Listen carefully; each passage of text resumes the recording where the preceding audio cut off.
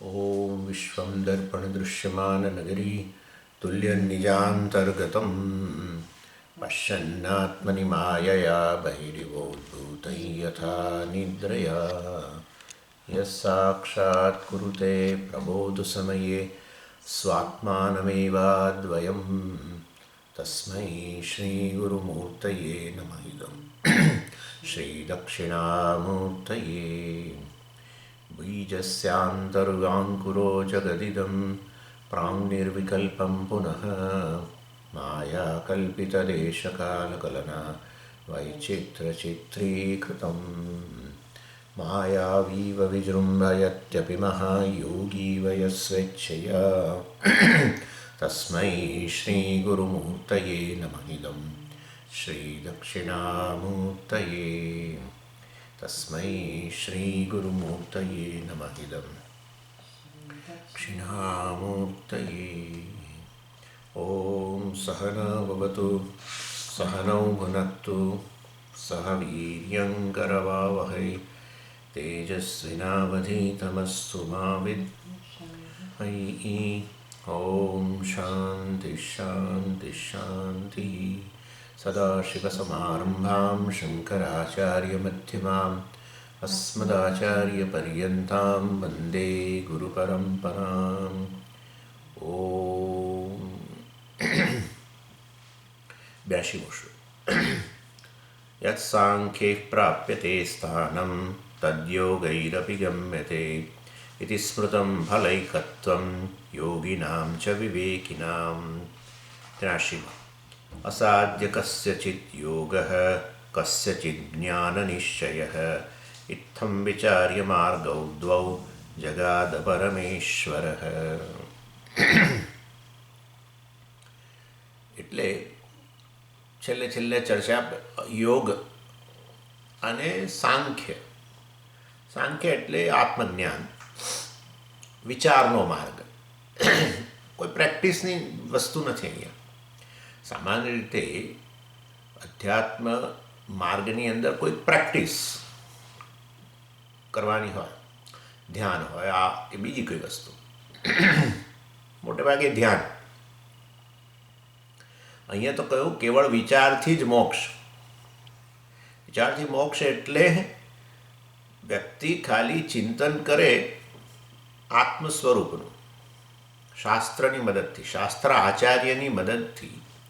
શાસ્ત્ર આચાર્યએ જે પ્રકારે આત્માના સ્વરૂપનું વર્ણન કર્યું અને એ સ્વરૂપનું વર્ણન કરવા માટે જે પ્રક્રિયા અપનાવી, એ પ્રક્રિયાના આધારે કાર્યકારણ પ્રક્રિયા, પંચકોશ પ્રક્રિયા, અવસ્થાત્રય પ્રક્રિયા, એ જે તે પ્રક્રિયાનો આશ્રય લઈને એ પ્રકારે ચિંતન કરી અને પોતાના સ્વરૂપની સ્પષ્ટતા કે હું આ છું અને આ એનાથી અન્ય જે માનતો હતો અત્યાર સુધી એ બધું ખોટું છે, અને જે ખોટું છે એ વસ્તુને એ ત્યાગ કરે. એમાં કોઈ પ્રક્રિયા નથી, કેવળ જ્ઞાનની વાત છે. અર્થાત મારું સ્વરૂપ જ છે, હું મુક્ત જ છું, પરંતુ એ વસ્તુની સભાનતા જ નથી, એટલે વસ્તુથી અવગત નથી, એ વસ્તુને જાણતો નથી, અજ્ઞાન છે. એટલે અજ્ઞાનની નિવૃત્તિ કેવળ જ્ઞાન, એમાં કોઈ બીજી પ્રેક્ટિસ ના આવે. કોઈ કર્મ કેવી રીતે આવે? પ્રેક્ટિસ એટલે કર્મ. એ ધ્યાન હોય તો એ માનસ કર્મ થયું, કે અન્ય કોઈ વસ્તુ હોય. જ્યાં જ્ઞાનની વાત આવે પછી પૂજાથી હું તો રોજ હું પૂજા કરું છું એનાથી મારો મોક્ષ થઈ જાય, એ નહીં થાય. ભાઈ હું આટલા જપ કરું છું રોજ, મોક્ષ થઈ જાય? નહીં થાય. આટલા વિષ્ણુ સહસ્રનામ કે ફલાણા નામ પાઠ કર્યા કરું છું તો મોક્ષ થઈ જશે? નહીં થાય. દુર્ગા સપ્તશતી સામે નવરાત્રિ આવે છે, દુર્ગા સપ્તશતીના રોજના હું તો 25 પાઠ કરીશ, આખા દુર્ગા સપ્તશતીના, તો મને મોક્ષ મળી જશે? નહીં મળે. કારણ કે તમે મુક્ત હો અને છતાંય પછી તમે એવું માનો કે આવું કરીશ તો મુક્ત થઈશ, મતલબ અત્યારે બંધનમાં છું અને મુક્ત થઈશ. હવે આ જ મોટી તકલીફ છે. હું બંધનમાં છું અથવા હું બદ્ધ છું, સંસારિક છું, એ વસ્તુ સત્ય છે, અને કોઈક રીતે પરમાત્મા મને એમાંથી મુક્ત કરશે. આવું બધું કરીશ એટલે ભગવાન ખુશ થઈ કે ભગવતી ખુશ થઈ અને મને મુક્ત કરી દેશે. આવું પ્રકારની જે વિચારસરણી હોય તો આમાં ભગવાને મદદ નહીં કરી શકે. જે વસ્તુ તમને ઓલરેડી પ્રાપ્ત હોય, અને એ તમને ખબર ન હોય તો તમને તમને તમારા માટે વેદોની રચના કરી ભગવાને. વેદની વાણી ભગવાનની જ વાણી છે. આચાર્ય તમને મળ્યા અને બધું ગોઠવણ કરી આપી, એની પાસેથી જ્ઞાન પ્રાપ્ત કરવું એટલી જ આવશ્યકતા હતી. એ વખતે પછી એ જ્ઞાનને બાજુએ રાખીને અથવા જ્ઞાનનું મહત્ત્વ જે છે એ પણ પ્રમાણમાં ઓછું રાખીને બીજી બધી પ્રેક્ટિસીસ કરવી તો કોઈ મોક્ષ ન મળે. ભગવાન જેમ કે આ તો શેના જેવું છે કે મારા માથા પર મસ્તક હોય ને હું ભગવાન પાસે માગ્યા કરું કે ભગવાન મને એક મસ્તક આપો, ભગવાન મને એક મસ્તક આપો, અને એ નથી આપતો ત્યારે આપણને એમ થાય કે આ ભગવાન કેટલો ક્રૂર છે. પણ ભગવાન કહે છે કે ભાઈ મેં તને મસ્તક આપ્યું છે ને મસ્તકમાં તને થોડી બુદ્ધિ આપી છે. વિચાર તો કર કે જે તારી પાસે ઓલરેડી હોય એ હું તને કેવી રીતે આપું. તું કહેતો તો ડબલ ડેકર કરી આપું, ઉપર બીજું આપી દઉં તને એક, એવું કરી શકે. બીજું આપે, આની ઉપર એક બીજું મૂકવું હોય તો મૂકી શકાય, એ આપે. પણ જે ઓલરેડી હોય એ ભગવાન કેવી રીતે આપે? જે વસ્તુ સિદ્ધ હોય એને કેવી રીતે તમે સાધ્ય બનાવી શકો? એટલે આ રીતે કોઈ પ્રેક્ટિસીસની વાત જ નથી. પણ આ બધું તમે તો બોલો છો, બધું કર્મયોગ ને બધી પૂજા પાઠ ને બધું કરવું તો જોઈએ ને આમ, પણ એ તો પ્રિપરેશન. આપણું મન તૈયાર નથી હોતું. સામાન્ય રીતે રાગદ્વેષ રહેલા જ છે. અસંખ્ય અસંખ્ય એટલે અસંખ્ય રાગદ્વેષ છે. જેટલા રાગદ્વેષ છે કે જેની કોઈ સમજ, જેની કોઈ વિસાત જ નથી. એ તો આટલા જન્મોના અનુભવોમાંથી સંસ્કાર છે બધા, આ સારું ખરાબ વગેરે બધું. કારણ કે અજ્ઞાનને કારણે જગત સત્ય, જે સગત સત્ય છે એ જગતનો જે તે જન્મની અંદર આપણને અનુભવ થાય, અને અનુભવ પણ સત્ય છે એમ માની, અને સત્યતાના સંસ્કારો છે, અને એને કારણે સંસ્કારો કે વાસનાઓ છે એ જ અભિવ્યક્ત બને, એને રાગદ્વેષ કહીએ. એટલે જે તે અનુકૂળ જે પરિસ્થિતિ હોય એને અનુરૂપ રાગ કે દ્વેષ બહાર આવતો હોય છે. એટલે કેટલા છે એ જ નથી ખબર આટલા જન્મોનું. એટલે રાગદ્વેષની, એટલા માટે હું જ્યારે નિવૃત્તિની વાત કરું ત્યારે લોકો ઘણીવાર કહે છે રાગદ્વેષ પૂરેપૂરા ગયા નથી, પણ જવાનાય નથી. હું તો એમ કહું છું રાગદ્વેષ જવાના નથી, રાગદ્વેષનો પ્રભાવ ઘટાડવાની વાત છે. તમે જેમ તમારા મનની અંદર કેટલીક વસ્તુઓની માગણીઓ હોય, પરંતુ તમે માગણીઓ પૂરી કરવી કે ન કરવીનું સામર્થ્ય જો તમારી પાસે હોય તો પેલી આ રાગદ્વેષનો પ્રભાવ કે માગણીઓનો પ્રભાવ તમારા પર ઓછો છે એવું કહેવાય. બસ એટલી જરૂર છે. કર્મયોગથી આટલી જ જરૂર છે. રાગદ્વેષ નિવૃત્ત એટલે પૂરેપૂરા આમ એક આમ પેલું વાળ ખેંચી કાઢે એવી રીતે અંદરથી રાગદ્વેષ મનમાંથી ખેંચી કાઢે, આવું બનવાનું જ નથી. આવી કોઈ શક્યતા નથી. માટે આવા પ્રકારનું ચિંતન કરશો નહીં. રાગદ્વેષ હોય, પરંતુ એને પૂરા કરવા ન કરવાની સ્વતંત્રતા આપણને હોવી જોઈએ. રાગદ્વેષ પાસે કોઈ સ્વતંત્રતા ના હોવી જોઈએ. રાગદ્વેષ આપણો કબજો ન લે, આપણો કબજો રાગદ્વેષ પર હોય. બસ આટલી આવશ્યકતા છે. એનું નામ અધિકારીત્વ. અને માટે આટલા જન્મોના જે રાગદ્વેષ છે એ બધા આપણને બેસવા નથી દેતા. એના કારણે જ છે બધી એન્ઝાયટી, ઈર્ષા રાગદ્વેષ વગર કેવી રીતે આવે? મને જે વસ્તુ બહુ પ્રિય હોય, મને જેના માટે રાગ હોય, મારી પાસે ઓછી હોય, બીજા પાસે વધારે હોય, એટલે ઈર્ષા. મને જે વસ્તુ માટે અત્યંત રાગ હોય એ વસ્તુની માગણીમાં કોઈ અવરોધરૂપ બનતું હોય તેના પ્રત્યે જન્મે ક્રોધ. એટલે આ રીતે રાગ, કામ છે, ક્રોધ છે, ઈર્ષા છે કે હરીફાઈ શેના માટે કરે વ્યક્તિ? જે વસ્તુ માટે રાગ છે, હું દોડી રહ્યો છું, બીજો એ દોડી રહ્યો છે અને એને મળી રહ્યું છે વધારે, તો એની સાથે હું હરીફાઈમાં ઉતરું. જેમ કે પૈસા માટે લોકો હરીફાઈ કરતા જ. ઇન શોર્ટ, પૈસા માટે હરીફાઈ કરે ત્યારે પૈસા માટે રાગ ન હોય તો કેવી રીતે હરીફાઈ કરે? મને બહુ એવો રાગ ન હોય પૈસા માટે, તો કોઈ બી દોડતું હોય તો દોડવા દઉં. છો ને દોડે, મારે શું તકલીફ છે? મને કંઈ તકલીફ નથી, કારણ કે મારે એવી ઈચ્છા જ નથી દોડવાની, કારણ કે એના માટે મને એવો રાગ નથી. એટલે સમજો, રાગદ્વેષ જ વસ્તુ, આ કામ, ક્રોધ, લોભ પણ જે વસ્તુ માટે રાગ, એ મળ્યું થોડું એટલે આપણને થાય કે હજુ વધારે મળે, એટલે લોભ આવે. એ બધા અનાજ, અને એને કારણે જ મન અત્યંત અશાંત હોય છે, તાણવાળું હોય, સ્ટ્રેસ હોય, એન્ઝાયટી હોય, ડિપ્રેશન હોય, કેટલું હોય છે બધું. જેલસી હોય, હેટ્રેડ હોય, ક્યાંક અતિશય નફરત પણ હોય. આપણી વસ્તુની પ્રાપ્તિમાં કોઈ અત્યંત અવરોધરૂપ કશી વસ્તુ અવરોધરૂપ બને, વ્યક્તિ અવરોધરૂપ બને તો બહુ નફરત પણ જન્મે એમ. એટલે એ રીતે મનને અશાંત કરતી વસ્તુ કેવળ રાગદ્વેષ છે, બીજું માનશો જ નહીં કશું. અર્થાત કે રાગદ્વેષ છે તો બરાબર છે, પરંતુ એ રાગદ્વેષનો કબજો છે આપણા ઉપર, એટલે એટલા બધા પ્રબળ બની ગયા છે એમ. એટલે એનો પ્રભાવ ઘટાડવો, એમને થોડા વીક, નબળા કરી દેવા. નબળા પણ સમયે શું કરીએ, રાગ દ્વેષ હોય, તમને તો એમ જ છે કે આ વસ્તુની માગણી મારી પૂરી થાય એટલે અમે સુખી થઈએ, એવું જ હોય ને. તો રાગ દ્વેષ એ જ વસ્તુ છે. કોઈ વસ્તુ નિવૃત્ત થાય તો આપણને સુખ જન્મે, કોઈ વસ્તુ દૂર જાય ને એટલે સુખ જન્મે. કોઈ વસ્તુ આપણી પાસે હોય ને હવે એને ઈચ્છા હોય કે આ જતી રહે તો સારું, આ જતું રહે તો સારું, અને જાય. એ જતું રહે તો સારું એ જે ઈચ્છે આપણે એને દ્વેષ કહેવાય. અને કોઈ વસ્તુ છે દૂર પણ ના આવે તો સારું. જેમ કે ઘણીવાર શું છે કે આપણા વાળ માટે, ચાલો એ જવા દો એ વાત, આપણા ઘરમાં કચરો પડ્યો હોય તો આપણને ક્યારની ઈચ્છા હોય કે ભાઈ આ વસ્તુને દૂર કરીએ સારું. એટલે આ બધી વસ્તુ માટે પણ દ્વેષ હોય. બસ આપણી લોન્ડ્રી, દાખલા તરીકે આપણે શું કપડાં ધોવાનું પડ્યું હોય, કપડાં બધા ગંદા પડ્યા હોય અને આપણને એમ જોઈને એમ થાય કે ભાઈ આ બધું ધોવાઈ જાય તો સારું, ધોવાઈ જાય તો સારું. એટલે મતલબ કે એ બધા એમાંથી મળની નિવૃત્તિ થાય તો સારું. એ આપણા ઘરમાંથી મળની નિવૃત્તિ, આપણા કપડાં વગેરે જે છે ગંદા હોય એમાંથી મળની નિવૃત્તિની આપણને કેવી ઈચ્છા હોય છે, આ બધું દ્વેષ કહેવાય. અને હોય એટલે આ બધું હોય જ. અને એ આપણે નહાયા ના હોઈએ તો આપણને એમ હોય કે આ શરીર પર કેટલો બધો કચરો છે, એ જાય તો સારું, જાય તો સારું, એટલા માટે સ્નાન કરીએ. એટલે આ એ અવશ્ય મળ વગેરે માટે, કચરા વગેરે માટે આપણા મનમાં દ્વેષ હોય. ઇન શોર્ટ, અને કેટલીક વસ્તુઓ પ્રાપ્ત કરી હોય અને જાળવવાની ઈચ્છા હોય. આપણી પોતાની એક યુઝફુલનેસ હોય. આપણે જ્યાં રહેતા હોઈએ આપણા કુટુંબમાં, ત્યાં આપણી ઉપયોગિતા હોય. આપણને આપણી ઉપયોગિતા જળવાઈને સારું, કારણ કે જે ઘડીએ જે ક્ષણે ઉપયોગિતા જતી રહે એ ક્ષણે પછી લોકો આજુબાજુના ઈચ્છે કે આ જાય તો સારું હોય. આપણી ઉપયોગિતા જ લોકોને ગમે છે. આપણે બહારરૂપ થવા માંડીએ ને એટલે થાય કે હવે આ જાય તો સારું. આવું જ થાય છે ને. વ્યક્તિ બિચારા, હવે આ તો એક બહુ હકીકત છે બહુ, કે વ્યક્તિ વૃદ્ધ થવા માંડે એટલે એની ઉપયોગિતા ઓછી થતી જાય. એટલે વધારે ઉપયોગિતા જેમ જેમ ઓછી થતી જાય વ્યક્તિની, અને હવે પથારીવશ થઈ ગયું, હવે તો બિલકુલ ઉપયોગી ના રહે, ઉપરથી ભારું થવા પડે તો કે મૂક્યા હોય, એને નર્સિંગ હોમમાં મૂક્યા હોય, ફલાણી જગ્યાએ મૂક્યા હોય. મા બાપ હોય તો મા બાપને મૂક્યા, સેવાના નામે આરતી. એટલે ઇન શોર્ટ, આપણી ઉપયોગિતાને જાળવવાની આપણને ઈચ્છા હોય. મારા માથા પરના વાળ છે એને જાળવવાની મને ઈચ્છા હોય.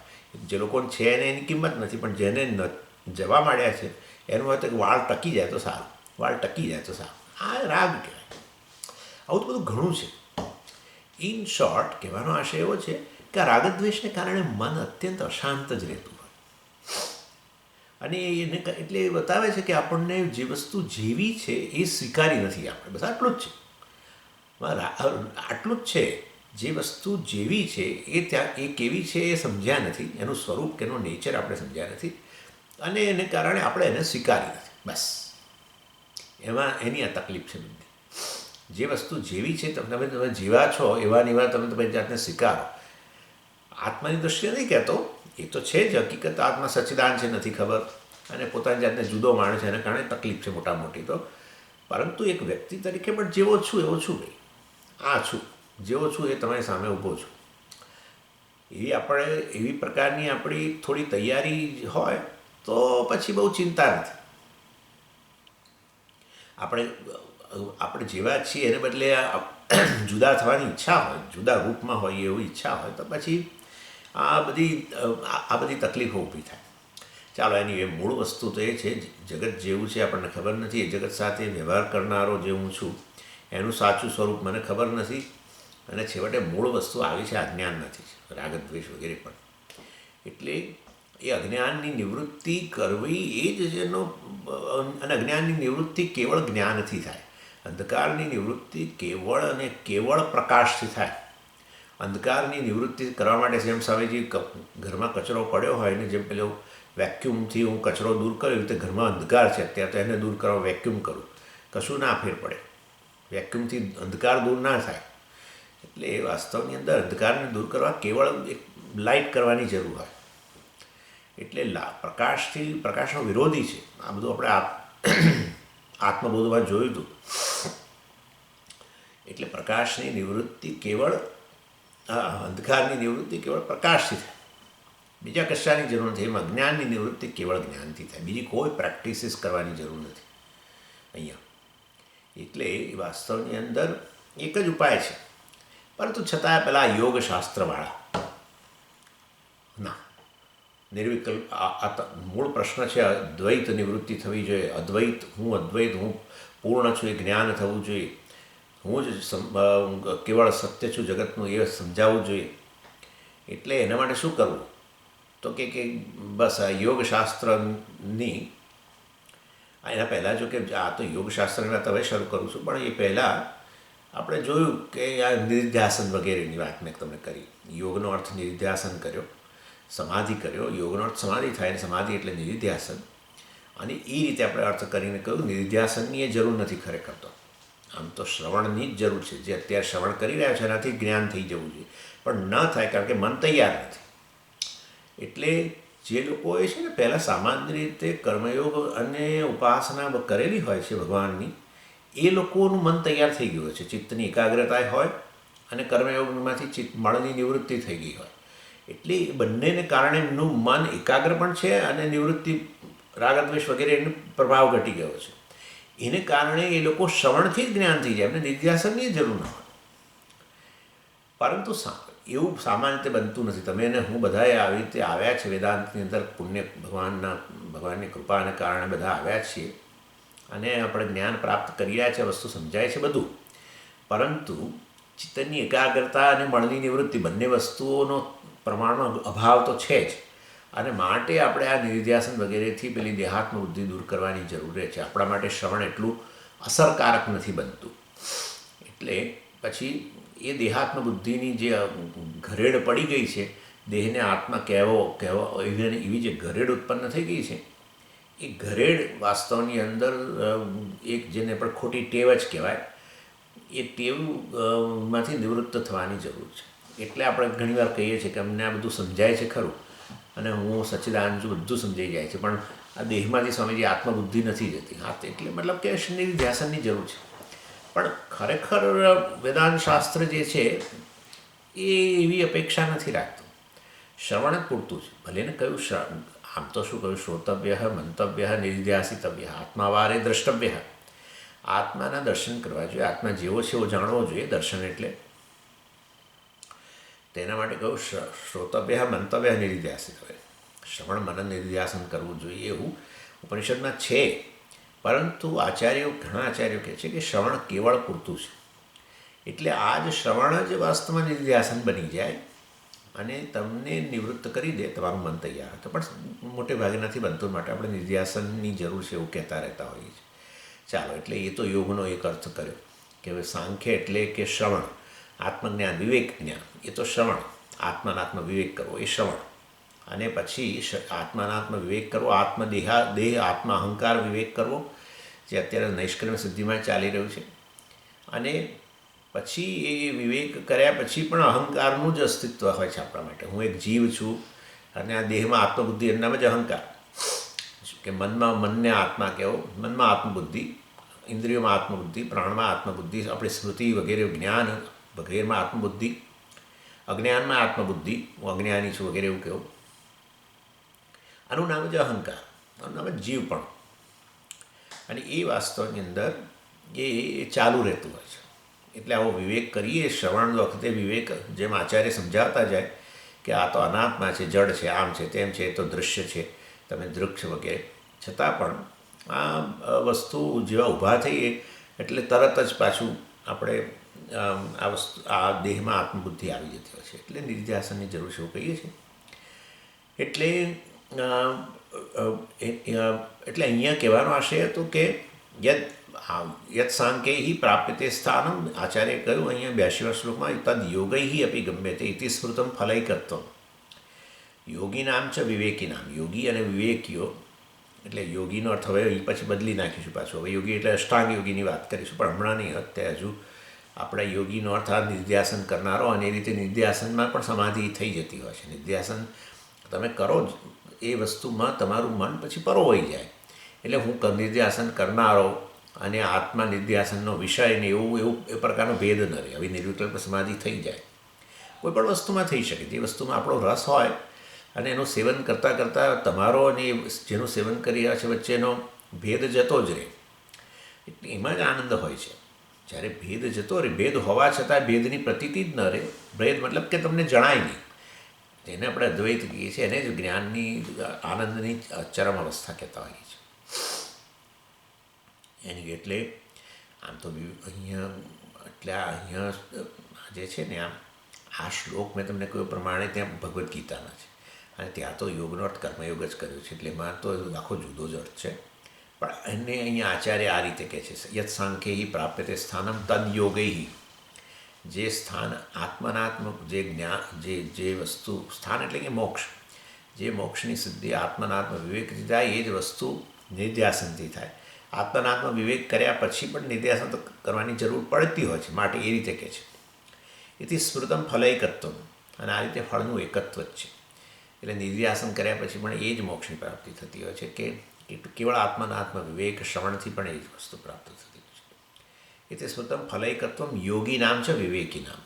યોગ કરનારા એટલે કે આ નિધ્યાસન કરનારા હોય કે આપણા વિવેકી, આ શ્રવણ આત્મનાત્મ વિવેક શ્રવણ કરનારા લોકો છે, એ બંનેને એક જ ફળની પ્રાપ્તિ થતી હોય છે એમ કહ્યું.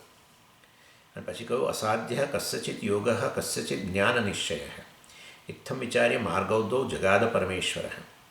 એટલે કસ્યચિત અસાધ્ય યોગ, એટલે કેટલાક લોકોને માટે આ યોગ એટલે કે નિધ્યાસન કરવાનો અસંભવ હોય છે, કેટલાકને માટે આ શ્રવણ મનન રૂપી વિવેક કરવાનો અસંભવ હોય છે.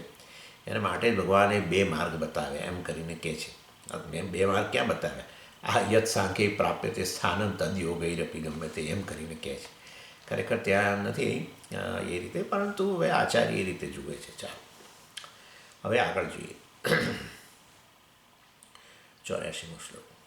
યોગે કોતિશયૈસ્તત્ર જ્ઞાનમુક્તમ સમમ દ્વયોઃ રાગદ્વેષાદ્યભાવશ્ચ તુલ્યો યોગી વિવેકિનોઃ.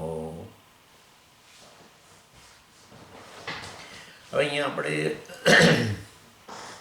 યોગનો અર્થ બીજી રીતે લઈએ. યોગનો અર્થ સમાધિ એટલે કે આપણી પેલી નિર્વિકલ્પ સમાધિ, અષ્ટાંગ યોગવાળો. હવે એની સાથે કમ્પેરિઝન કરે છે કે અષ્ટાંગ યોગની આપણે યોગનો અર્થ તમે નિર્ધ્યાસન કર્યો એ નથી, એવો નથી કરવો. આપણે યોગનો અર્થ કરીએ આ રીતે પતંજલિ યોગ, અષ્ટાંગ યોગ એટલે યમ નિયમ આસન પ્રાણાયામ પ્રત્યાહાર ધારણા ધ્યાન સમાધિ. એમ જે વ્યક્તિ આ યોગનો માર્ગ અપનાવે છે, યમ નિયમ આસનો કરે છે, પ્રાણાયામ આ તે, પછી ધારણા ધ્યાન સમાધિ, આ બધું એમ કરીને છેવટે સમાધિ નિર્વિકલ્પ સમાધિ પ્રાપ્ત કરતો હોય છે. નિર્વિકલ્પ સમાધિ એટલે વિકલ્પો, દ્વૈત જે છે એનો દ્વૈત એ સંપૂર્ણપણે અદૃશ્ય જ થઈ જાય સમાધિની અંદર. જેમ તમે સુષુપ્તિમાં આપણે ક્યાં દ્વૈત રહે છે, કશું નથી હોતું એ પ્રકાર. એટલે કે ઊંઘી જાય આ સ્વામીજી આટલું બધું યમ નિયમ બધું કરીને ઊંઘવા માટે નહીં. એ તો જાગ્રત અવસ્થાની અંદર મનની બધી વૃત્તિઓને શાંત કરી દે. ચિત્તવૃત્તિ નિરોધ એ લોકોની તો વ્યાખ્યા છે. વૃત્તિઓનો નિરોધ કરો એટલે પછી ક્યાં દ્વૈત રહ્યું? સુષુપ્તિમાં તમારી વૃત્તિઓ બધી શાંત થઈ જતી હોય છે, મન લય પામે છે, એટલે તો પછી કોઈ દ્વૈત નથી જણાતું. એટલે દ્વૈત તો આ મનનું સ્પંદન જ છે. હા, મનનું સ્પંદન જ છે કેવળ. અહમ વૃત્તિ એટલે અહંકાર વગેરે, એટલે પોતાને આ કહેવું, પછી આ શરીરથી અન્ય જે કંઈ છે બધાને ઈદમ કહેવું, મારાથી અલગ કહેવું, દ્વૈત થઈ ગયું. અહમ વૃત્તિ ઇદમ વૃત્તિ એ બંધુ મનની વૃત્તિઓ જ છે, સ્પંદન જ છે મનનું. એટલા માટે માંડુક્યની અંદર કહ્યું આ સમગ્ર જગત મનનું સ્પંદન જ છે. મન સ્પંદન કરતું બંધ થાય એની સાથે જગત જતું રહે છે, દ્વૈત જ જતું રહે છે. ચાલો, એટલે કહેવાનો આશય એટલો છે કે આ રીતે અહીંયા કહે છે કે યોગનો અર્થ આપણે દાખલા કે આ રીતે નિર્વિકલ્પ સમાધિ કરીએ, જેમાં ચિત્તવૃત્તિઓનો બાધ કરી દીધો તમે ધીરે ધીરે આ રીતે અભ્યાસથી 8 અષ્ટાંગ યોગ. તો હવે તમે છો, પરંતુ કેવળ હવે તમે કોણ? તમે અહંકાર અહમવૃત્તિ નથી રહી અને ઇદમ વૃત્તિ નથી રહી. તો હવે તમે કેવળ એક ચૈતન્ય છો, પૂર્ણ ચૈતન્ય, અદ્વૈત ચૈતન્ય જ છો બસ. એટલે આ રીતે નિર્વિકલ્પ સમાધિ યોગની અંદર પણ આવો અદ્વૈતનો અનુભવ, જેમ તમને સુષુપ્તિમાં અદ્વૈતનો અનુભવ થયો, બરાબર, તમે જાગો ત્યારે કહો છો. એટલે સુષુપ્તિ સમાધિમાં આટલો જ ભેદ કે તમે વાસ્તવની અંદર ઊંઘી જાઓ ત્યારે અદ્વૈતનો અનુભવ થાય છે તમને, પણ તમે જાગો ત્યારે જ આવું કહી શકો, એ તે વખતે ન કહી શકો. જ્યારે આ સમાધિ એટલે કે તેમને આ અદ્વૈતના અનુભવ એટલે અદ્વૈતની સભાનતા, કે બધી વૃત્તિઓ શાંત થઈ ગઈ અને હું કેવળ ચૈતન્ય છું એવી તમને સભાનતા રહે એમ. એટલે એ એટલો ફેર છે સુષુપ્તિને પેલામાં.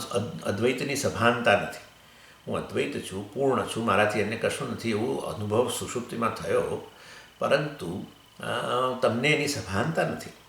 એ વખતે જાગો ત્યારે તમે કહો છો કે કશું જ નહોતું વગેરે વગેરે, મારાથી અન્ય કશું જ નથી, હું તો હતો જ નહીં તો અવાજ કેવી રીતે કહી શકાય? કશું જ નહોતું એવું કહેવા માટે કોણ હશે?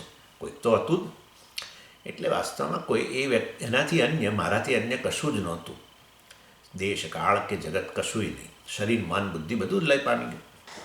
એટલે એ આપણો અનુભવ થયો અદ્વૈતનો સુષુપ્તિમાં, પરંતુ આપણે એ વખતે નથી કહી શકતા, કારણ કે અજ્ઞાનથી આવૃત છે ને, કારણ શરીરથી આવૃત છે. એટલે એ વખતે નથી કહી શકતા. જાગ્યા પછી તમે બોલો છો. જ્યારે પહેલાંમાં તો આ નિર્વિકલ્પ સમાધિ પ્રાપ્ત કરો ત્યારે તમને આ પ્રકારની સભાનતા આટલી તો હોય કે હું અદ્વૈત રૂપ છું, પૂર્ણ છું, મારાથી એને કશું નથી, કારણ કે બધી વૃત્તિઓ, અહમવૃત્તિ ઇદવૃત્તિ બધી શાંત કરી દીધી નિર્વિકલ્પ સમાધિમાં, આ રીતે ધારણા, ધ્યાન, સમાધિ વગેરે દ્વારા. એટલે કે નિર્વિકલ્પ સમાધિમાં આ પ્રકારનો અનુભવ કરી શકો તમે. પરંતુ જાગો ત્યારે વળી પાછું એ જાગો એટલે તમે સમાધિમાંથી બહાર આવો એમ. સમાધિમાંથી વ્યુત્થાન કહે લોકો એને. સમાધિમાંથી બહાર આવો ત્યાર પાછું બધું જગત પાછું અનુભવવા માંડે. વળી પાછી બધી વૃત્તિઓ ઉત્પન્ન થાય છે, અહમ વૃત્તિ ઉત્પન્ન થાય એટલે આ દેહમાં આત્મબુદ્ધિ આવી ગઈ પાછી, અને આ જગતે બધું ઇદમ વૃત્તિ, જગતેનો બધો અનુભવ થવા માંડ્યો, સ્પર્શ, રૂપ, રંગ, ગંધ બધું દેખાવા માંડ્યું. એટલે તમને વાસ્તવની અંદર તમને પેલું જ્ઞાન નથી કે ખરેખર અદ્વૈત જ સત્ય છે અને આ બધું મિથ્યા છે, એ પ્રકારનું જ્ઞાન નથી. એવું જો મિથ્યા હોય તો પછી તમારે પાછું આવું સમાધિનો અનુભવ કરવાની જ ક્યાં જરૂર હતી? અત્યારે જ વિચાર કરતાં કરતાં બધું મિથ્યા જણાય તમને, દ્વૈત મિથ્યા જણાય. અને હું આત્મા જ એનું સર્વનું સત્ય છું, આના માટે મારાથી અન્ય કશું છે જ નહીં, બરાબર ને? એ પ્રકારનો આપણે જ્યારે વિવેક કરી શકતા હોઈએ તો ભાઈ તમારા સમાધિની ક્યાં જરૂર છે?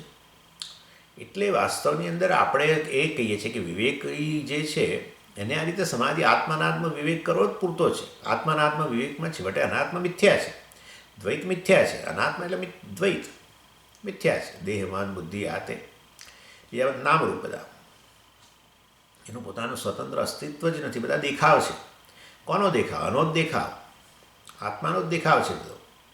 એટલે આત્મા જ કેવળ રહેલો છે, એનાથી એને કશું નહીં, અથવા બ્રહ્મ રહેલું છે, પરમાત્મા રહેલો છે, જે કહો તે. એટલે આ રીતે યોગમાં પણ અદ્વૈતનો અનુભવ અને વિવેકથી તો અદ્વૈત જ્ઞાન, અદ્વૈત જ્ઞાન થઈ ગયા પછી અનુભવની જરૂર નથી. અદ્વૈતનો અનુભવ સુષુપ્તિમાં થતો જ હોય છે ને. તેથી કે કોઈ વ્યક્તિ ડાયો થઈ જતો હોય છે, જાગે ત્યારે અદ્વૈતનો મને અનુભવ થયો, મારાથી એને કશું નહોતું, ઓહ માટે અત્યારે બધું દ્વૈત મિથ્યા છે. આવું કોઈને થતું નથી. જાગો એટલે પાછું બધું આપણને આ તો સત્ય જ લાગે છે. હું એક આ જીવ છું, ફલાણો છું, મનુષ્ય છું, આ છું, તે છું, એ સત્ય છે, જગત એ સત્ય છે. આવું નવું આ લોકો નહીં થાય. જ્ઞાન નથી મેળવ્યું ને કે આત્મા સત્ય છે, બ્રહ્મ સત્ય છે, જગત મિથ્યા છે, આવું કશું જ્ઞાન તો મેળવ્યું જ નથી. એમને તો એમ કે આ રીતે નિર્વિકલ્પ સમાધિમાં જે અદ્વૈતનો અનુભવ થયો, બસ એ મોક્ષ. અરે ભાઈ, અદ્વૈતનો અનુભવ તો સુષુપ્તિમાં થતો હોય છે, કોણ મુક્ત થાય છે? જાગ્યા ત્યારે એવાની વાત હોઈએ છીએ આપણે. એટલે એ પ્રકારનું આપણે તો યોગની ને એવું બહુ એ પ્રકારે મહત્ત્વ નથી આપતા. યોગનું મહત્ત્વ બીજી રીતે છે કે ભાઈ અધિકારિત્વ પ્રાપ્તિ માટે, આપણી વ્યક્તિત્વને સુગ્રથિત કરવા માટે આ યમ, નિયમ વગેરે બધું, બધા સામાન્ય ધર્મો અને આ પ્રાણાયામથી આપણા મનને પણ સ્વસ્થ કરી શકીએ અને આસનો વગેરેથી શરીરને સ્વસ્થ કરી શકીએ. આમ કરીને યોગશાસ્ત્ર જે છે એ વાસ્તવની અંદર ઘણું મદદરૂપ છે. પણ યોગથી આવી રીતે નિર્વિકલ્પ સમાધિ મેળવીને મુક્તિ થઈ જશે એ નહીં થાય. કારણ કે મુક્તિ માટે તો કેવળ આટલું જ જાણવાની જરૂર છે કે હું મુક્ત છું અને મારાથી અન્ય કશું જગતમાં સત્ય નથી. બધું પ્રતીત થાય છે, અનુભવાય છે ખરું, પણ સત્ય નથી. જેવી રીતે બધા અનેક ઘડા કુંજા વગેરે બધાનો અનુભવ, કુંડા ફલાણા ઢીકણાનો અનુભવ થાય, પણ તમને ખબર હોય કે આ બધું તો મિથ્યા છે, કેવળ એક માટી જ સત્ય છે, એના જેવી વસ્તુ છે. એ હકીકત છે, તમારે જાણવાની જરૂર છે. એ ન જાણો તો તમે કહો કે આ બધું જુદું જુદું છે. બધું ઘડો માટી કરતાં, પહેલાં ઘડો કુંડા કરતાં જુદું, કુંડું ફલાણા કરતાં, કોડિયા કરતાં જુદું, નાનું. એટલે એ પ્રકારની વાત છે. એટલે વાસ્તવની અંદર આત્માનાત્મ વિવેક, ત્યાં કાર્યકારણ વિવેક, કે કારણ જ સત્ય હોય, કાર્ય આ બધા નામરૂપ છે, મિથ્યા છે, એ પ્રકારનો વિવેક કરવાની જરૂર હોય છે. એટલે અહીંયા આત્મા જે છે આ રીતે વિવર્તોપાદાન કારણ છે. સમગ્ર જગત આત્મામાં જ ટકેલું છે, આત્માને કારણે અસ્તિત્વ છે, આત્માને કારણે ભાસે છે. અને માટે જે કંઈ જણાઈ રહ્યું છે કે સત્ય નથી, એનું અસ્તિત્વ જ કેવળ હું છું, એનું ભાસવાપણું હું જ છું, સચ્ચિત જ હું છું, અસ્થિભાતી હું છું, જે કહો તે. એટલે આ રીતે એ જ્ઞાનની જરૂર છે. યોગશાસ્ત્ર તો કેવળ આ રીતે અદ્વૈત અનુભવ માટે કરે છે. એ લોકોને એમ છે કે આ રીતે સમાધિમાં મોક્ષ મળી જાય. જો સમાધિમાં મોક્ષ મળી જતો તો જાગ્યા ત્યારે વળી પછી કેમ બંધનનો અનુભવ થાય છે? એટલે બહાર આવો ત્યારે સમાધિમાંથી પાછું એ જે દ્વૈત સત્ય બધું જણાવવાનું છે. એટલે એની એટલે અહીંયા હવે આ 84મા શ્લોકમાં આ રીતે વાત કરે છે કે યોગી, કે યોગમાં વિશિષ્ટતા રહેલી છે તમારા વિવેક જ્ઞાન કરતાં અમારા યોગમાં વિશિષ્ટતા છે. એ વસ્તુ એવો પ્રશ્ન ઉઠાવે છે કે અથવા યોગ વધારે અઘરો છે અને એમાં વધારે વિશેષતા છે, એ અમે તમને બતાવીએ તમારા જ્ઞાન માર્ગ કરતાં. જ્ઞાન માર્ગથી મોક્ષ મેળવવા કરતાં યોગ માર્ગથી મોક્ષ મેળવવામાં વધારે વિશેષતાઓ રહેલી છે. એટલે એ વસ્તુ કહે છે ને, આપણે કહીએ છીએ ભાઈ બંનેમાં સમાનતા છે. બંનેમાં સમાનતા એટલે આપણે રાગ દ્વેષ વગેરેની એ રીતે સમાનતા કહીશું. એટલે શું કહે છે અહીંયા, એટલે યોગના પક્ષધર લોકો જે છે કે છે યોગથી અપરોક્ષ જ્ઞાન થયું, અપરોક્ષ જ્ઞાનની અપરોક્ષ અનુભવ થયો કે હું જ પૂર્ણ છું, ચૈતન્ય છું. કારણ કે બધી વૃત્તિઓ શાંત કરી દીધી. અહમ વૃત્તિ, ઇદમ વૃત્તિ, અહંકાર શાંત થઈ ગયો, અને ઇદમ વૃત્તિઓ જગત પણ બધી શાંત થઈ ગયું નેચરલી. એટલે હું જ કેવળ રહી ગયો, એ જ સત્ય છે, બાકી બધું મેં બાદ કરી દીધો, બધાનો નિરોધ કરી દીધો. ચિત્તવૃત્તિ નિરોધ. એટલે ચિત્તવૃત્તિઓનો નિરોધ કરો એટલે દ્વૈતનો નિરોધ થઈ ગયો. અને એટલે પછી તમને હું જ સત્ય છું, નિરોધ કરનારો તો રહી જ જાય, નહીં તો નિરોધ કોણે કર્યો? તો એ તો રહી જ ગયો ને ભાઈ. એટલે એ વાસ્તવની અંદર એટલે કે હું સત્ય છું મારાથી, અને દ્વૈતની પ્રતીતિ ન રહી. એટલે હું અદ્વૈત, હું જે રહી ગયો બાકી એ અદ્વૈત છે, પૂર્ણ છે. કારણ કે હવે શરીરની વૃત્તિ, મનની, તમે કહો કે શરીર છે, બરાબર, સમજી શરીર છે, પણ શરીરની વૃત્તિ ઉત્પન્ન થઈ ત્યારે તમે કહો ને કે શરીર છે, નહીં તો ક્યાંથી કહેવાના છો? એટલે આ રીતે મન હોય, સ્મૃતિ હોય, આ બધી વૃત્તિઓ અને જગતની બધી વૃત્તિઓ શાંત કરી દીધી આ રીતે અષ્ટાંગ યોગથી. એટલે અદ્વૈતનો અનુભવ થાય, બરાબર છે. એટલે કહે છે કે અદ્વૈતનો જે અનુભવ થયો, અદ્વૈત એટલે આત્મા જે અપરોક્ષ છે, મતલબ હું જ અપરોક્ષ છું, બાકીનું બધું ક્યાં તો પ્રત્યક્ષ ક્યાં પરોક્ષ આપણે જોઈ ગયા બધું. એટલે હું જે અદ્વૈત સ્વરૂપ છું અને હું જે અપરોક્ષ છું એવો અદ્વૈત છે, પૂર્ણ છે. આમ કરીને કે છે અમારે યોગથી જ વાસ્તવમાં અપરોક્ષ જ્ઞાન થાય, એમ કે છે. અપરોક્ષ અનુભવ બરાબર છે, પણ અપરોક્ષ જ્ઞાન થાય. સિદ્ધાંતિ કહે છે વિવેકથી જ અપરોક્ષ જ્ઞાન થાય. આત્મા અનાત્મ વિવેક કરવાથી જ વાસ્તવમાં આત્મા તો અપરોક્ષ છે જ. એના ઉપર ખોટો અધ્યારોપ કરેલો છે, અનાત્મમાં આત્મબુદ્ધિ કરીને અથવા અનાત્માનો અધ્યારોપ કરેલો છે, એમ કહો. એ વસ્તુને જેમ પેલું હાથમાં ગરમા ગરમ પેલો ઉકળતો પેલો શું પડે બાફેલો બટાકો હાથમાં રાખ્યો અને ગજાતા હોય ને આપણે કેવો છોડી દઈએ, એવી રીતે વાસ્તવમાં આ બધી વૃત્તિઓમાંથી મુક્ત થવાની જરૂર છે. હવે દેહાત્મ વૃદ્ધિમાંથી મુક્ત થવાની છે. હું દેહ છું એ નહીં, હું આત્મા છું, સચ્ચિદાનંદ છું. આ પ્રકારે વિવેક કરતા રહો તો એ હું વાસ્તવમાં તમે અપરોક્ષ જ્ઞાન થાય જ છે. એટલે શબ્દથી અપરોક્ષ જ્ઞાન થાય તો વેદાંતની અંદર સિદ્ધ જ છે. અને એ એટલે માટે અમારે કંઈ યોગની જરૂર નથી. યોગથી અપરોક્ષ સિદ્ધ થાય એમ કરી તમે તમારી વિશેષતા ન બતાવશો. એટલે આ વસ્તુ અહીંયા કહે છે. પછી યોગી કહે છે સારું ચાલો, એટલે એમાં અમારી વિશેષતા નથી, પણ અમે તમને બીજી વિશેષતા કહીએ. શું? તો કે યમ નિયમ વગેરેનું પાલન કરવાને કારણે વાસ્તવમાં અમારા યોગશાસ્ત્ર દ્વારા ખરેખર રાગ વગેરે ક્ષીણ થઈ જાય. એટલે આપણે કહીએ છીએ એવું રાગદ્વેષ ક્ષીણ કરવા માટે કે અષ્ટાંગ યોગ કરવાની જરૂર નથી. એ વસ્તુ તો અજ્ઞાન માર્ગમાં પણ છે. કર્મયોગ વગેરેથી આપણે રાગદ્વેષની ક્ષીણ થવાની વાત કરીએ જ છીએ.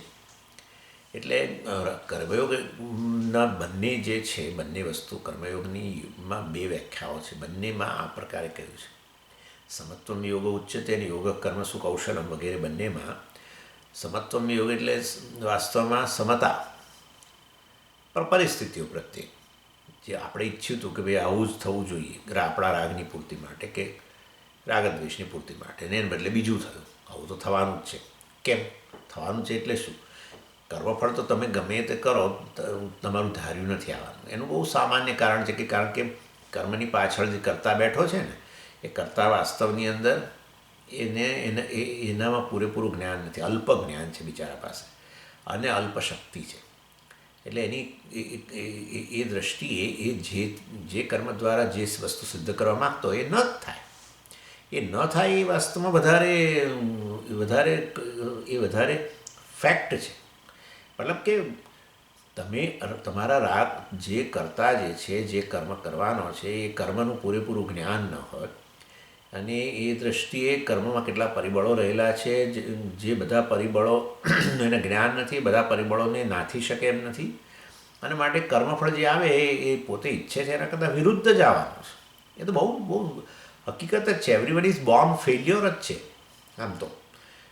એટલે નિષ્ફળતા એ તો જીવનનું પાસું રહેવાનું જ છે. અને માટે તારા રાગદ્વેષ પૂરા નહીં થાય. કરતાને રાગદ્વેષ પૂરા કરવા માટે કર્મ કરતો હતો, ઈચ્છા પૂરી કરવા માટે, અને માટે નહીં થવાની શક્યતા વધારે છે. માટે કર્મફળ જ્યારે પ્રાપ્ત થાય ત્યારે સમાનતા કે ભાઈ આ વસ્તુ શક્ય છે, જેટલું આપણે અપેક્ષા રાખીએ કર્મફળની પ્રાપ્તિની, એ પૂરી થાય એના કરતાં વધારે મળે કે ઓછું મળે એ વસ્તુ હકીકત જ રહેવાની છે. માટે હું મારા પર અધ્યારોપ ન કરું, હું સફળ થયો કે નિષ્ફળ થયો, કશું કરવાની જરૂર નથી. આવું જ હોય તો, કારણ કે આપણા રામ જ્ઞાન વગેરે બધું બહુ મર્યાદિત છે. એટલે આ રીતે રાગદ્વેષ નિર્મૂળ તો એટલે રાગદ્વેષ ઘટાડવા, સમતા, અને યોગ કર્મ સુકૌશલમ, કર્મ કરીએ ત્યારે એની પાછળ ધર્મનો સહારો હોય, રાગદ્વેષથી પ્રભાવિત ન કરીએ વગેરે. હવે અત્યારે એ ચર્ચાનો વિષય નથી, પરંતુ એટલે આપણા કર્મયોગથી રાગદ્વેષ ક્ષીણ થતા હોય છે. અને પછી તમે આ જેમાં જ્ઞાન મેળવતા જાઓ ને, આ બધું આત્માનાત્મ વિવેક કરતા પહેલાં રાગદ્વેષ ઓછા થતા જ જાય. બધું આત્મા જ છે ને અનાત્મા તો મિથ્યા છે, અનાત્મા મિથ્યા જ છે, અનાત્મા મિથ્યા જ છે, અનાત્મા મિથ્યા જ છે. અને એ વસ્તુ જેમ સમજાતું જાય તેમ જે તે અનાત્મ વિષય માટેની તમારો રાગ દ્વેષ હોય એ આપોઆપ ધીરે ધીરે ઓછા થતા જાય. એટલે આપણે કહ્યું કે અમારે કંઈ યમ નિયમ વગેરેથી જ રાગદ્વેષ ઘટે ને માટે અમે વિશેષ છીએ એવું ખોટી ખાંડ ના ખાશો. રાગદ્વેષની નિવૃત્તિ વગેરે માટેના ઉપાયો અમારી પાસે છે જ, અને એનાથી ઘટે જ છે. એટલે જ્ઞાન માર્ગમાં પણ એટલું શક્ય છે. એટલે પહેલાં કહ્યું અપરોક્ષ જ્ઞાન માટે યોગ, આપણે કહ્યું એના માટે જરૂર નથી. આત્મા જે અપરોક્ષ છે એને જેવો છે એવો જાણવાની જ જરૂર છે. એમાં આપણે કંઈ સમાધિની જરૂર નથી. માટે એમાં જ તમારી વિશેષતા નથી. રાગદ્વેષ ઘટાડવામાં તમારી વિશેષતા નથી. વિવેકથી પણ રાગ વગેરેની નિવૃત્તિ થાય જ છે. એના માટે 85મા શ્લોકમાં કહે છે, ન પ્રીતિ વિષયેષ્વસ્તિ પ્રેયાનાત્મેતિ જાનતઃ કુતો રાગ કુતો દ્વેષ પ્રાતિકૂલ્યમપશ્યતઃ. એટલે કે છે વિષયોમાં સુખબુદ્ધિ, એને આપણે રાગ કહીએ. વિષયોમાં સુખબુદ્ધિ વશ, વિષયની અંદર આ વિષય સુખ આપે છે એમ થઈને આપણે વિષયને વશ થઈ જઈએ, એનું નામ રાગ. અને આ વિષય મને દુઃખ આપે છે એમ કરીને એનાથી પ્રભાવિત થઈ જાય, એનું નામ દ્વેષ. એટલે હવે આ વિવેકી જે છે, આપણા આત્મનાત્મ વિવેક કરતો વ્યક્તિ જે છે, એ આત્માને આ રીતે ધીરે ધીરે આનંદ સ્વરૂપ પૂર્ણ છે એવું જાણતો જાય, અને એ રીતે તો કેન્દ્રિત થતો જાય, ત્યારે એને વિષયોમાંથી સુખબુદ્ધિ એની આપોઆપ જ ઓછી થતી જાય, સ્વાભાવિક જ છે. અને એ રીતે એમાં વિષય માટેનો પ્રેમ રહે જ નહીં. તમે આ આત્માનાત્મ વિવેક કરતા રહો ને, ખરેખર જે પ્રકારે આચાર્યો કહેતા હોય છે, આપણા સ્વામીઓ બધા આપણને કે રીતે કરતા રહો, પછી કંઈ રહે નહીં, લાંબો લાંબો રહે. કારણ કે અનાત્મા મિથ્યા છે, અર્થાત કેવળ દેખાવ છે. અનાત્મા નામની કોઈ ઠોસ વસ્તુ જ નથી. એ વસ્તુ જેમ જેમ તમને સ્પષ્ટ થતી જાય ધીરે ધીરે ધીરે, હવે જે વસ્તુ આવો દેખાવ જ હોય, કેવળ કોઈ ઠોસ વસ્તુ જ ના હોય, તો પછી એના માટે તમારો પ્રેમ કે આવો રાગ કેવી રીતે રહેવાનો છે? દ્વેષે ના રહે, દ્વેષનું કારણ ના રહે. જે દેખાવ હોય દ્વેષનું કારણ ના રહે. રજ્જુ પરનો સાચો સાપ હોય, ઠોસ સાપ, તો પછી દ્વેષ હોય. પણ રજ્જુ સર્પ હોય, તમે જાણો છો કે હવે ખબર પડી કે આ તો રજ્જુ જ છે, આ તો સાપના રૂપમાં જણાય છે. હવે એવો સાપ જે છે ખાલી દેખાવ, એ તમને કેવી રીતે દ્વેષ ઉત્પન્ન કરી શકે? હવે તમારામાં ભય કેવી રીતે ઉત્પન્ન કરી શકે? પરસેવો કેવી રીતે છોડાવી શકે તમારામાં? ઉપરથી એને જોઈને આનંદ થાય તમને કે આ કેવું દેખાય, આ દોરડું ખરું છે, ખરેખર સાપ જેવું દેખાય છે, એમ કરીને આનંદ થાય. ઇન શોર્ટ, કહેવાનો આશય એવો છે, જે દેખાવ હોય એવું જે વસ્તુ સમજાતું જાય, આત્મનાત્મ વિવેકથી અનાત્મા દેખાવ જ છે. અનાત્મા માટે રાગદ્વેષ છે, આત્મા માટે તો છે જ. આ બધું છે આત્મા માટે, આપણે જોઈ રહ્યા છીએ. આત્મા માટે એટલે આપણે જોયું, આત્મનસ્તુ કામાય સર્વમ પ્રિયમ ભવતિ. આત્મા માટે આપણને અનાત્મા પ્રેમ જણાય છે. ખરેખર આત્મા જ આનંદ સ્વરૂપ છે ને, એના માટે જ મુખ્ય પ્રેમ છે. એટલે આ જે છે, આ અનાત્માને આ રીતે આત્માનાત્મા વિવેક કરતાં કરતાં રાગદ્વેષ આ રીતે નિવૃત્ત થતા જ જાય છે. માટે કંઈ યોગશાસ્ત્રની જરૂર છે એ વસ્તુ આપણે કહીએ છીએ, એ વસ્તુ સત્ય નથી. ન પ્રીતિ વિષયેષુ અસ્તિ પ્રિયાનાત્મા ઇતિ જાનત. આત્મા પ્રિયાન, આત્મા વધુ પ્રિય છે. આત્મા જ આનંદ સ્વરૂપ છે.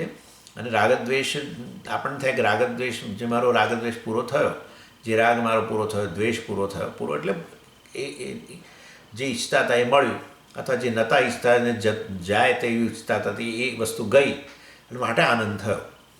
કેટલીક વસ્તુઓ આવે ત્યારે આનંદ થાય, કેટલીક વસ્તુઓ જાય ત્યારે આનંદ થાય, એવું હોય છે. કેટલાક વ્યક્તિઓ ઘરમાં આવે ત્યારે આપણને આનંદ થાય, કેટલીક વ્યક્તિઓ ઘરમાંથી બહાર જાય ત્યારે આનંદ થાય છે. બંને રીતે વ્યક્તિ આનંદ આપે છે આપણને, એ વસ્તુ હકીકત છે. કેટલાક એના જવાથી આનંદ આપે, કેટલાક એના આવવાથી આનંદ આવે, બેમાંથી એક હોય.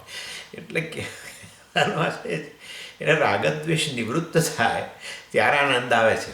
એટલે આપણને થાય કે ત્યાંથી આનંદ આવ્યો. ખરેખર નથી હોતો, એ આપણો જ આનંદ પ્રગટ થતો હોય છે. આપણે બહુ વાર જોઈએ છે. આ તો માટે આત્મા જ પ્રિય છે. કે કેવી રીતે ખબર પડી આત્મા આનંદ સ્વરૂપ છે? કેવી રીતે ખબર પડી કે આત્મા વધારે પ્રિય છે? કોઈ જગતનો વસ્તુ માટે પ્રીતિ નથી, આપણે બધું જોઈ જ રહ્યા છીએ. એટલે કોઈ વસ્તુ જાય ત્યારે આપણને એના માટે પ્રેમ જન્મે છે, ને કોઈ વસ્તુ આવે ત્યારે એના માટે પ્રેમ જન્મે છે. એટલે વાસ્તવમાં જે છે એ અનાત્મા માટે પ્રેમ આપણને જણાતો છે, પણ ખરેખર આત્મા પ્રિયાનીતિ જાનત. કુતો રાગ, કુતો દ્વેષ, પ્રાતિકૂલ્યમાં પશ્યત. અને પછી રાગ દ્વેષ શેના માટે રે? અનાત્મા માટે જાણે છે કે પ્રાતિકૂલ્યમાં પશ્યત, અપશ્યત, નહીં જોનારો. પ્રતિકૂળતાનો વિષય છે એવું જ નથી જોતો નહીં અનાત્માને, અને અનુકૂળતાનો વિષય નથી જોતો. અને રીતે રાગદ્વેષ, અનુકૂળતાનો વિષય જુઓ તો રાગ જન્મે.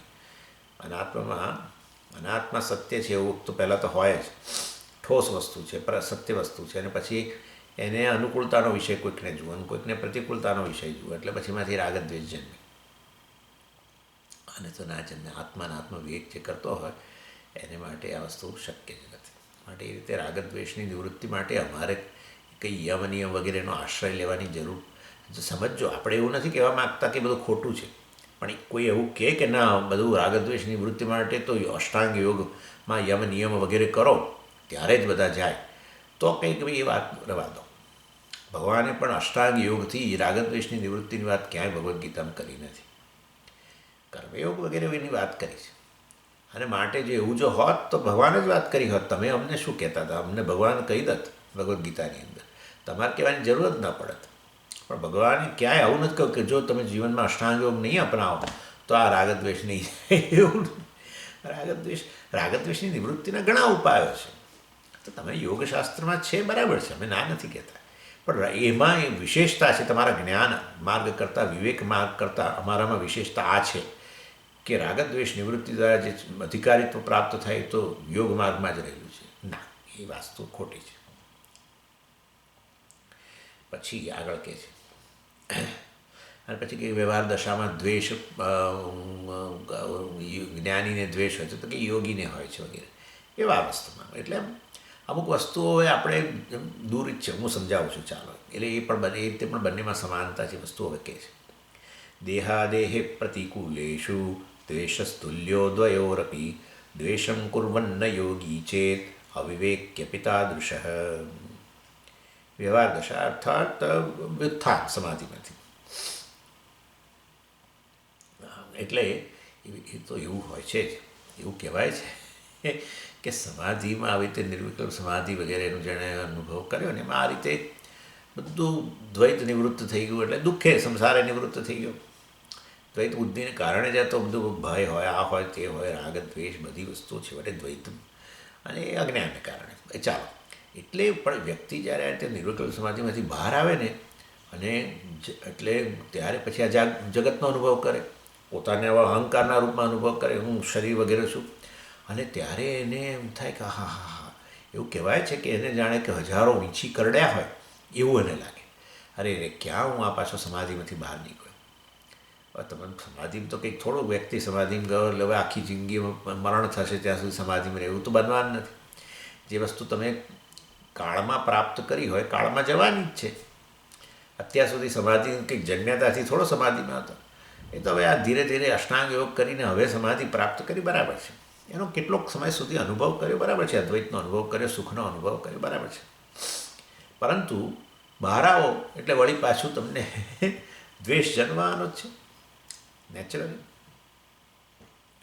એટલે અને આ વિવેકી જે છે એ જો વિવેકથી એ પ્રતિષ્ઠિત ના થયો હોય પૂરેપૂરો, કે મારાથી અન્ય બધી વસ્તુઓ મિથ્યા છે એનો પૂરેપૂરો અનુભવ ન થયો હોય ત્યાં સુધી એને આ જગતના પદાર્થોમાં તો જેટલે અંશે સત્યતા જણાતી હોય ત્યાં સુધી એ રાગદ્વેષ વગેરે રહેવાના છે.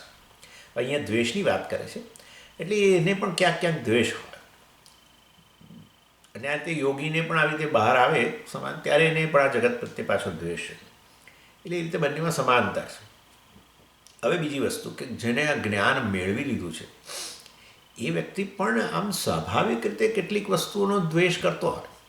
કેવું કે દાખલા તરીકે સમજો કે આવો પેલો આપણો નાગ, બરાબર, નાગ વગેરે અહીંયા બેઠો રૂમની અંદર, નાગ આવી ગયો એકદમ, અને એ તમારા તરફ જ આવી રહ્યો હોય અને તમારા શરીર પર ચઢે કે કરડે એવી શક્યતા હોય ત્યારે એને આમ દૂર કરે તો ભાઈ એવું એ તો બહુ સ્વાભાવિક છે. એવું થોડું જ કે ભલે હું જાણું કે હું શરીર નથી એનો અર્થ એવો નહીં કે હું પછી આપઘાત કરનાર, એવું તો કંઈ થોડું હોય. હું શરીર નથી બસ એટલે શું થયું તો કે હવે હું 8 માળની ઇમારત છે એમાં 8મે માળે જઈને ભૂસકો મારી દો, કારણ કે એ તો મરણ તો શરીરનું થવાનું છે. એટલે સ્વામીજી પછી તો હવે તો જે થાય તે થાય એમ કરીને પછી એટલે જાણી જોઈને 8મા માળે ચડી જઈ અને પછી ભૂસકો મારી દે એને બસ. કારણ કે પણ સ્વામીજી એ 8મા માળેથી ભૂસકો ન મારે તો એનો અર્થ એવો થયો કે હજુ એને શરીરમાં આત્મબુદ્ધિ છે. આવું તો હોતું હશે. એટલે વાસ્તવની અંદર કહેવાનો આશય એવો છે કે જાણી જોઈને શરીરનો નાશ કરી નાખવો આવી વૃત્તિ ના હોય. પ્રારબ્ધથી જે થવાનું તે થાય એની એને ચિંતા ના હોય, પરંતુ જાણી જોઈને હવે હું શરીર નથી વસ્તુ સમજાઈ એટલે વાસ્તવની અંદર હાથે કરીને કંઈક ઊભું કરીને અથવા કંઈક આવું આવી રહ્યું હોય ત્યારે એને દૂર નહીં કરીને બસ આવે છે નાગ ભલે કરડે, લો હું તો શરીર નથી આમ કરીને પગો એની સામે ધરે આમ પાછો કે લે કર કર, આવું ના કરે, આવી મૂર્ખતા કોઈ ના કરે. એટલે કહેવાનો આશય છે એટલે એ જાણે કે પેલા નાગને દૂર કરતો જણાય તો નાગ માટે દ્વેષ છે સ્વામીજી અહીંયા વાત. પણ એટલે આવું તો રહેશે જ, આવું તો હોય જાણી. એટલે ભાઈ શરીર દાખલા તરીકે આ વ્યક્તિ જે છે ભોજન કરવા બેઠો અને ખબર પડી કે આ પર્ટિક્યુલર વસ્તુની અંદર કંઈક ગરોળીનો ગલ પડી ગયો છે કે બધી કદાચ એને ખબર પડી અને માટે વસ્તુ ઝેરી બની ગઈ છે બસ. તો પણ આ બધું ભોજન છે કોને માટે? શરીર ટકાવવા માટે. પણ હું તો શરીર છું નહીં માટે ચલો એ પણ ખાઈ જ લઉં અને એમ કરીને પોતાનો નાશ કરે એટલે શરીરનો નાશ કરી દેવો. આવું ના હોય, આવું ના હોય. એ વસ્તુને ના અડે અથવા એને કંઈક આ દૂર કરો. જો આ દૂર કરવાનું કહ્યું ને એટલે દૂર કરવાનું મતલબ કે ખાય તો પોતાનો નાશ થશે એમ માને છે. પોતાનો એટલે કોનો? આમ તો શરીરનો થતો હતો પણ એને જ આત્મા કહેતો લાગે છે. માટે વાસ્તવમાં જો એને આત્મજ્ઞાન થયું નથી લાગતું. આવું ના હોય કોઈ દિવસ ના. શારીરમ કેવલમ કરવા નાપનોતી કિલ્બિષમ. શારીરમ કેવલમ કરવા, આ જ્ઞાનીએ શારીરમ કરવા, શરીરને ટકાવવા માટેના કરવા, ભિક્ષાટન વગેરે જે છે એ તો કરતો હોય. એટલે પ્રારબ્ધને ઈશ્વરની ઈચ્છાને અધીન હોય, પોતાની ઈચ્છાને અધીન ના હોય. બધું ઈશ્વર બની ગયું હોવાને કારણે પ્રારબ્ધ ઈશ્વર જ છે. કર્મફળ પ્રારબ્ધ થકી તો ઈશ્વર મળ્યું, શરીર મળ્યું છે. એટલે એ શરીર પડવાનું છે, પ્રારબ્ધ પૂરું થશે, ઈશ્વરની ઈચ્છા પૂરી થશે ત્યારે આ પડશે શરીર. પણ જાણી જોઈને આમ કે મને જ્ઞાન થયું છે કે નહીં, લાવો ચાલો હું હવે 8મો માળ ચડતો જાઉં અહીંથી, અને મારામાં જો ભય ઉત્પન્ન થાય તો જરૂર હજુ મને જ્ઞાન બરાબર થયું નથી, અને ભય ઉત્પન્ન ન થાય અને પાળી પર ચડી જાઉં, 8મા માળની અગાશીની પાળી પર ચડી જાઉં અને ભય ઉત્પન્ન ન થાય તો, અને તો મારામાં જ્ઞાન, અને ભૂસકો મારું ત્યારે જો ભય ઉત્પન્ન ન થાય તો મારામાં જ્ઞાન છે એ વસ્તુ નક્કી. એમ કરીને ભૂસકો મારવા સુધીનો પ્રયત્ન કરે. આવું ના કરે, આવું ના કરે. એ જંગલમાં જતો હોય સામે સિંહ વગેરે આવે તો એ વાસ્તવની અંદર પણ સમય શરીર મિથ્યા હોય તો પછી એવું કરવાની જરૂર શું છે? હા, પણ શરીર જો મિથ્યા હોય તો શરીરને રક્ષણની વસ્તુ જે છે એ એટલી જ મિથ્યા છે.